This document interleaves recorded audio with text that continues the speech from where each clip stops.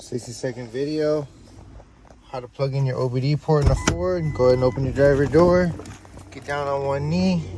You'll come right here. There's normally a parking lever switch here, but right here is the OBD port. Plug it in. Get back up. Turn your key all the way forward in auxiliary. Make sure your dash lights are on. Turn on computer. Sorry for the noise, it's the radio. Go ahead, hit diagnostic. Checking the VIN.